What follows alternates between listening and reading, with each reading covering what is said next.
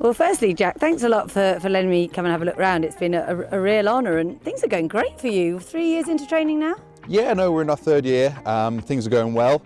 We managed to improve everything this year. We've had a little bit of a quiet time the last couple of months, but the way I've described it to people is the orange is a little bit dry. You know, we've squeezed all the juice out sort of in the spring and in the summer, and you know, a lot of the nice horses are having their holidays now, and you know, we're starting to run horses that have had little niggles and stuff like that through the winter. But no, look, I think if you'd have offered me the first 3 years when I started, I think I'd have probably snapped your hand off. So look, really pleased. You know, we're getting different types and more new owners all the time.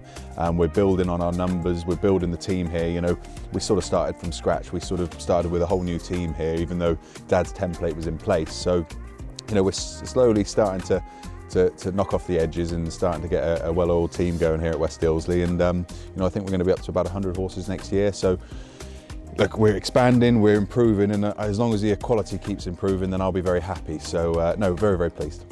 What's your number one dream if I gave you a genie? Would it be champion trainer, Group 1s? What do you really want to do? All of it, absolutely all of it. I want to, you know, I don't want to sort of set my sights saying if I achieve this I'll be happy. You know, I'm one of those people, and my wife will tell you, you know, when we're having winners I'm probably more grumpy than I am than when we're not having winners. It's I think that's probably been installed in me from Dad. You know, you score a 50 at cricket, you know, he says, why don't you score 100? It's exactly the same for me. You know, I want Group 1 winners, I want classic winners, I want to be champion. I want it all, and I think if you're doing anything, you need to have that mindset, but you've got to be realistic. You know, it's not going to happen overnight, but it's what we're building to. You know, obviously, I think you've got to take baby steps. So that getting a Group 1 winner would be lovely in the next year or so, and then but just keep cultivating, you know, good relationships with big owners and having some really nice horses, and hopefully the rest will look after itself.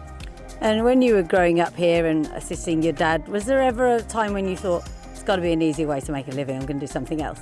I think I do every day, but I suppose happiness can be described in many different ways. But you know, I do something, well, me and my wife, we do something that we absolutely love doing. It is hard. There's no beating around the bush. It's tough, you know, managing the staff, managing the business, managing the owners, managing the horses. It's not to be taken lightly, and so it's hard work, but anything that's worth doing normally is. So yeah, no, look, there's times where you think to yourself, "Cool, why do I put myself through it?" But then, you know, you have those winners, and you see the joy on the owners' faces and the staff's faces when things go right, and it's suddenly all worth it. So yeah, no, you have your little moments, but for me, it's what I've always wanted to do, and I'm very pleased that we're making strides to making that a reality. And when your dad retired, was there one thing that you really wanted to change that had been bugging you for years that you were like, thank heavens, now I'm changing that? Not really. You know, you've got to.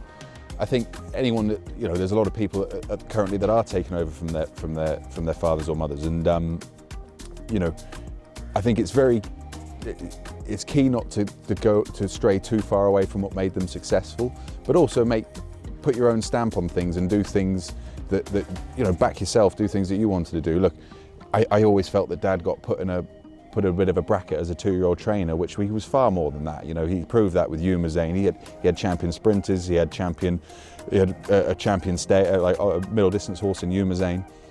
Given the right horses, you know, he could do anything. And for me, it was about sort of breaking that sort of stigma of he could only train 2-year-olds. And I think we've done that. Maybe probably a little bit too far the other way. You know, my 2-year-olds probably haven't been as prolific as I probably wanted to. But now, you know, now we've sort of proven to everyone that we can train that nice filly or that nice older horse to go to all the big days. You know, we're gonna put a little bit more emphasis maybe on the 2-year-olds this year, and sort of look for a sort of a 360 sort of attack on all fronts. So yeah, no, nothing in particular, just putting my own stamp on things, and people start saying it's Jack Shannon's, not you're not Mick Shannon's son, almost. I don't think anyone thinks that. It's very slick, the whole operation, branding, it all looks great. You've obviously really done a lot of modernisation. Yeah, you have to. I think that, you know, we live in the day and age now where if you don't have a sort of a social media presence, you know, you're going to get left behind. But also not swaying. You know, the most important thing for me always is and always will be the horses and the owners.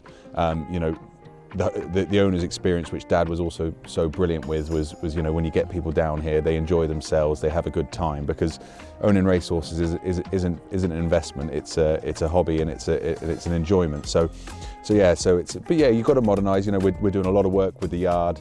We're knocking a lot of stuff down and rebuilding, and every penny I earn is going straight back into West Ilsley stables. So it's like I say, it's we're always striving to get better. I don't think you can ever stand still in anything you do, and we're certainly not going to. And we'll either improve with it or we'll die by it.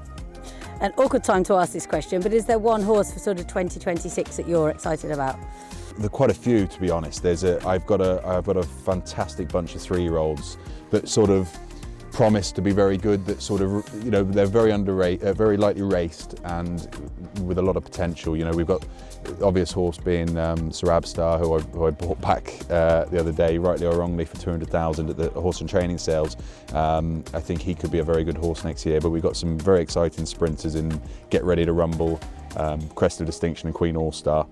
And 2 very good milers in Excellent Believe and Hey Boo, who all could be running in those big Group 1s. Whether they'll reach that level to win one is a massive ask, but they'll all be stakes horses. So, it's very exciting to have a sort of collection of older horses to go to war with like that.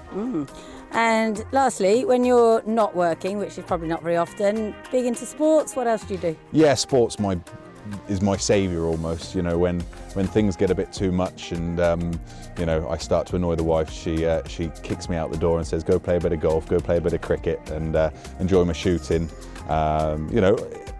If I've got a ball in my hand or a bat or a stick in my hand, I can normally switch off, but otherwise it's pretty tough for me. So sports are massive relief for me.